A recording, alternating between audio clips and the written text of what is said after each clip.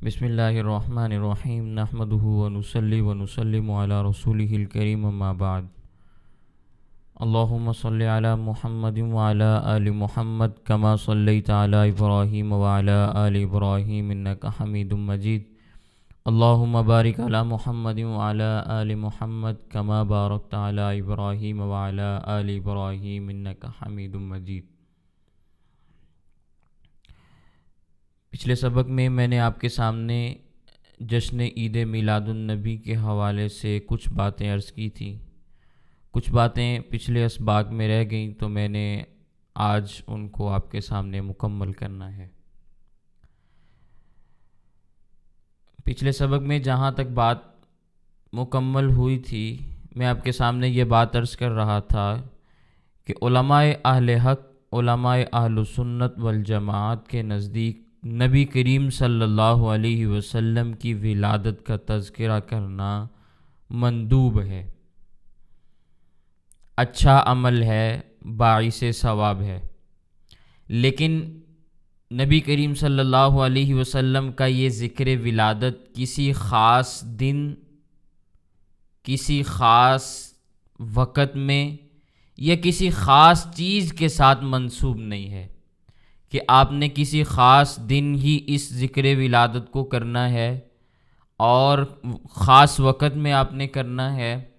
اور مخصوص چیزوں کے ساتھ آپ نے ذکر ولادت النبی کرنا ہے،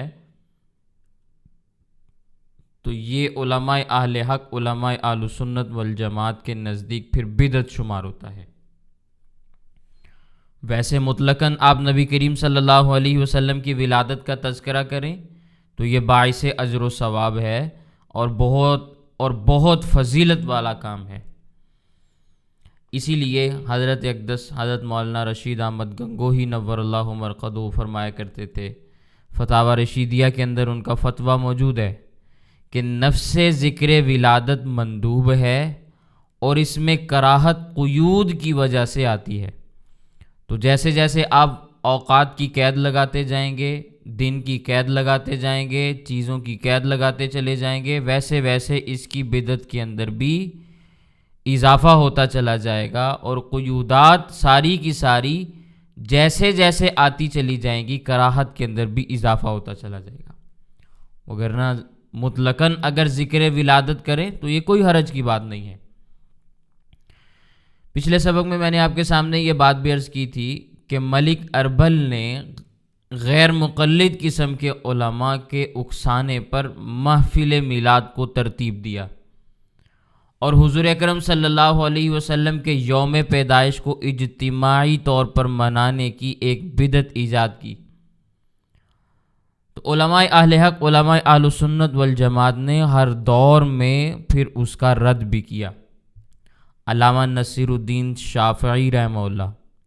علامہ ابن امیر الحاج مالکی رحمہ اللہ، حافظ ابن تیمیہ حنبلی رحمہ اللہ، حضرت مجدد الف ثانی رحمہ اللہ، یہ بڑے بڑے اکابر جو اپنے وقت کے بڑے بڑے علماء شمار ہوتے تھے، انہوں نے اس کی پرزور تردید کی ہے اور اس بدعت کے سیلاب کے آگے انہوں نے ہر ممکن پل باندھنے کی کوشش بھی کی ہے۔ چنانچہ علامہ ابن امیر الحاج مالکی رحمہ اللہ اپنی کتاب کے اندر یہ بات لکھتے ہیں، میں اس کا ترجمہ آپ کے سامنے عرض کر دیتا ہوں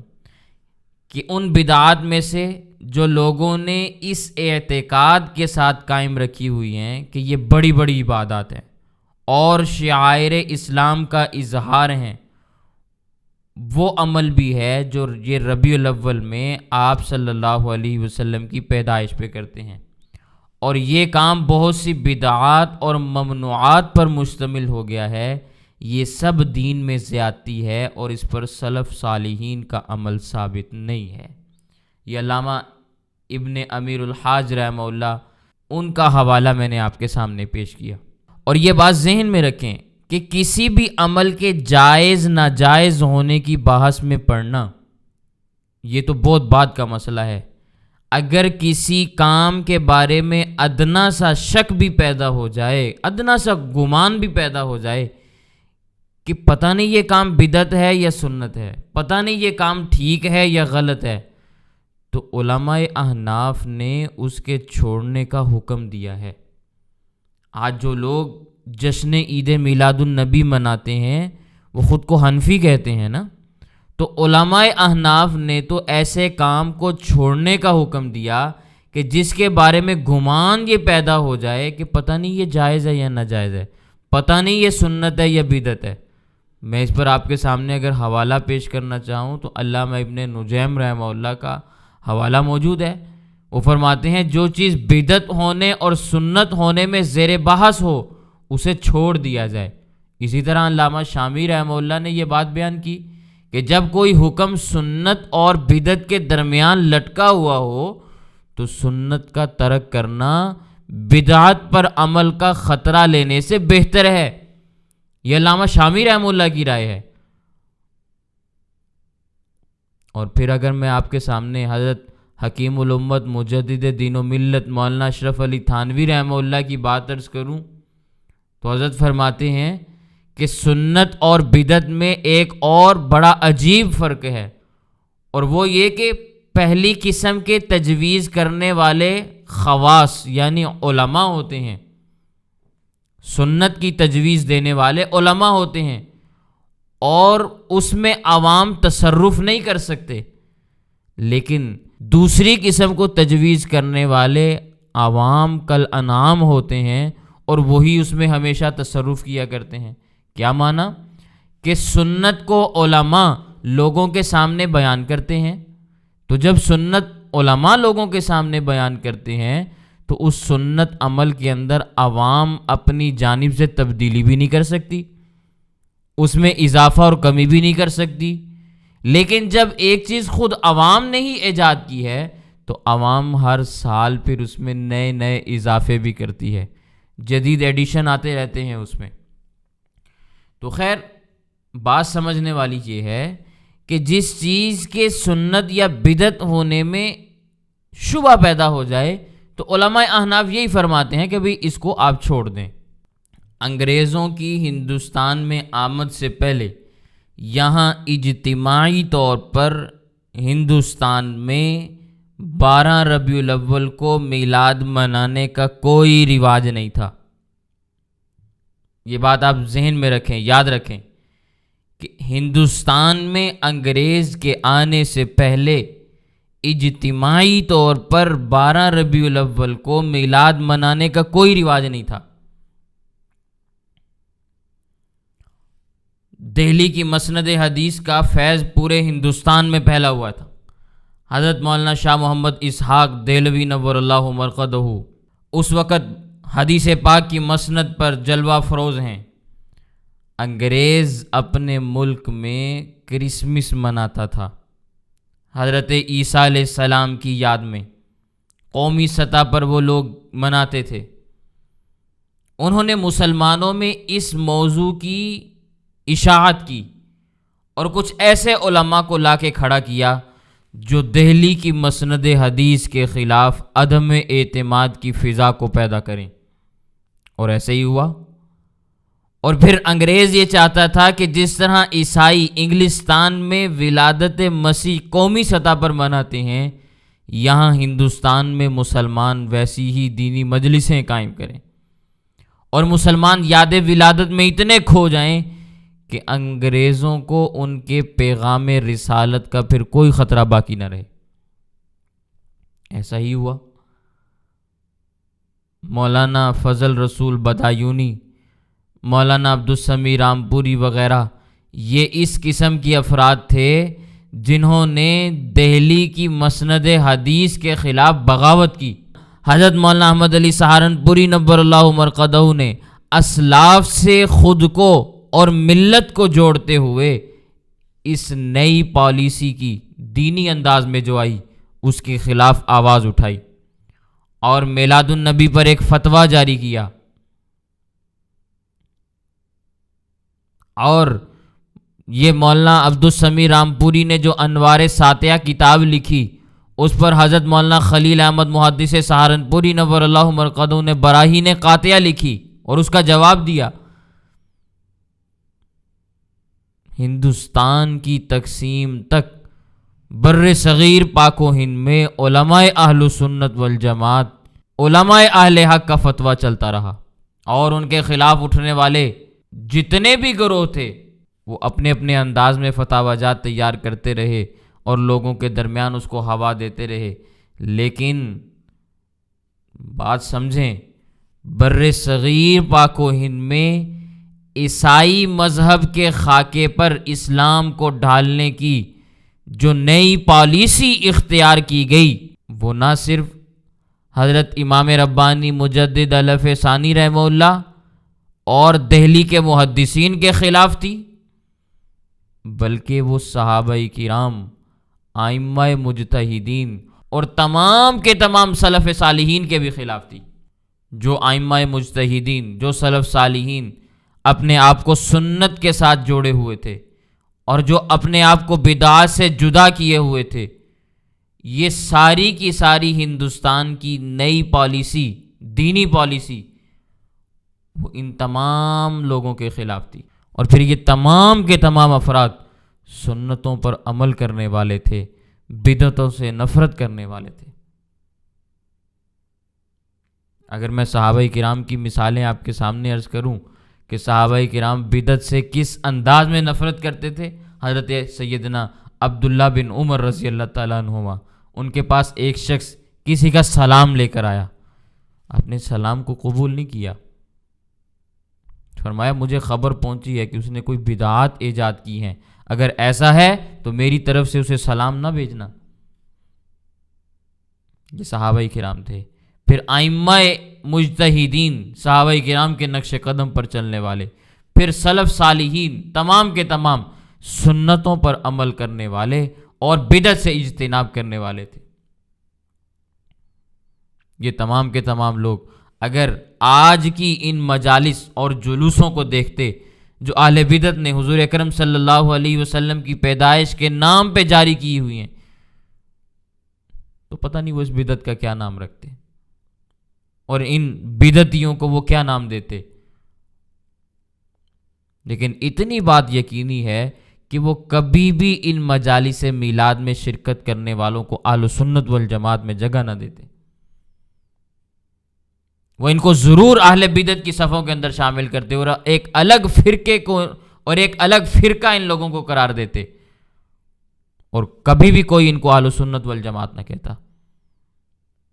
اہل سنت والجماعت تو یہ خود کو آج بھی نہیں کہتے، اہل سنت و جماعت کہتے ہیں، اس لیے کہ یہ کسی اور جماعت کی پیروی کرنے والے ہیں۔ خیر، میں اس پر پھر کسی موقع پر آپ کے سامنے کچھ باتیں عرض کروں گا۔ حضرت مولانا خلیل احمد محدث سہارنپوری نور اللہ مرقدہ فرماتے ہیں، میں ان کی بات عرض کرتا ہوں کہ نفس ذکر میلاد اس سے کوئی منع نہیں کرتا، بلکہ ذکر ولادت آپ کا مثل دیگر سیر و حالات کے مندوب ہے۔ حضرت مولانا خلیل احمد سہارنپوری کی عبارت ہے۔ چنانچہ یہ امر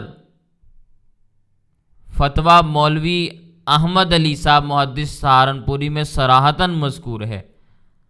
البتہ امور غیر مشروعہ جو اس کے ساتھ ضم ہو گئے ہیں ان کی وجہ سے حکم مجموعہ پر بدعت اور منکر ہونے کا یا شرک اور حرمت کا لگایا جاتا ہے۔ براہین قاطعہ کے اندر یہ حضرت کی عبارت موجود ہے، یعنی جس درجے کی برائی اعتقاد میں ہوگی اسی درجے کا حکم اس بدعت کے عمل کے اوپر لگے گا۔ لیکن نبی کریم صلی اللہ علیہ وسلم کا ذکر ولادت اور پیدائش کا تذکرہ جو کسی قسم کی بدعات اور خرافات سے آلودہ نہ ہو، وہ ہرگز بدعت نہیں ہے، وہ بہترین چیز ہے۔ مولانا رشید احمد گنگوئی رحمہ اللہ کا فتویٰ میں نے آپ کے سامنے عرض کر دیا۔ تو علماء اہل سنت، علماء اہل حق کے خلاف یہ جھوٹا پروپیگنڈا کرنا کہ وہ حضور اکرم صلی اللہ علیہ وسلم کے ذکر میلاد کو جائز نہیں سمجھتے، یہ بات صراحتاً غلط ہے، اور اس کے غلط ہونے میں کسی قسم کا کوئی شک و شبہ نہیں۔ میں نے آپ کے سامنے بڑی وضاحت کے ساتھ بات عرض کی کہ نبی کریم صلی اللہ علیہ وسلم کی ولادت کا تذکرہ کرنا یہ عین ثواب ہے، اور ہم لوگ نبی کریم صلی اللہ علیہ وسلم کی ولادت کا تذکرہ کرتے ہیں۔ اب پھر جو ہمیں یہ کہے کہ یہ نبی کریم صلی اللہ علیہ وسلم کی ولادت کے تذکرے کو جائز نہیں سمجھتے، یا یہ لوگ میلاد کے منکر ہیں، تو ایسا کہنے والا مفتری اور کذاب ہے، اللہ کے ہاں اس کا حساب ہوگا۔ لیکن کیا کریں، پہلے کچھ لوگوں نے راستے دکھائے اور ان کے راستے پر ایک عوام چل پڑی، جس طرح کے الزامات بڑوں نے لگائے، آج انہی کے تابع دار، انہی کے متبع، انہی کی اطاعت گزار، انہی کے طرز عمل پر چلتے ہوئے فتوے لگاتے ہیں۔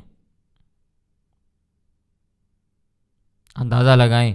کہ اکابرین اہل سنت والجماعت میں سے ایسے ایسے بزرگوں کے اوپر کفر کے فتوے لگائے گئے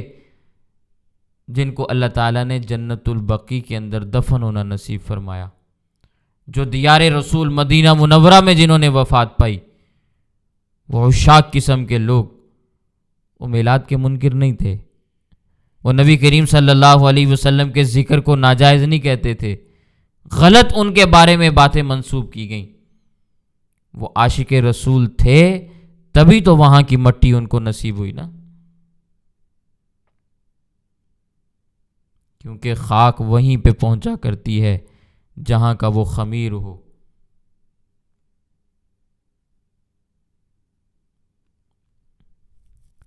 تو نبی کریم صلی اللہ علیہ وسلم کی ولادت کا تذکرہ کرنا ہمارے نزدیک باعث اجر و ثواب ہے۔ ہم ولادت کا تذکرہ بھی کرتے ہیں، لیکن ہم میلاد یا جشن اس انداز میں نہیں مناتے کہ جس انداز میں پھر خرافات اس میں شامل ہوں، بدعات اس میں شامل ہوں، اور بہت ساری چیزیں ایسی اس میں شامل ہو جائیں جن کا دین کے ساتھ کوئی تعلق اور کوئی لینا دینا نہ ہو، لیکن وہ ساری کی ساری دین بنا کر ہمارے سامنے پیش کی جائیں، اور پھر ہمیں مجبور کیا جائے کہ آپ اس چیز کو دین کہو۔ ہم ایسی چیز کو تسلیم کرنے کے لیے ہرگز تیار نہیں ہیں۔ ہم نبی کریم صلی اللہ علیہ وسلم کی تعلیمات پر عمل پیرا ہیں اور انشاءاللہ رہیں گے۔ نبی کریم صلی اللہ علیہ وسلم سے محبت کرتے ہیں، کرتے رہیں گے، اور ہمیں اللہ تعالیٰ مزید نبی کریم صلی اللہ علیہ وسلم کی تعلیمات پر عمل کرنے والا بھی بنائے، نبی کریم صلی اللہ علیہ وسلم سے محبت اور عشق کرنے والا بھی بنائے۔ لیکن ہمیں اللہ تعالیٰ ہر حال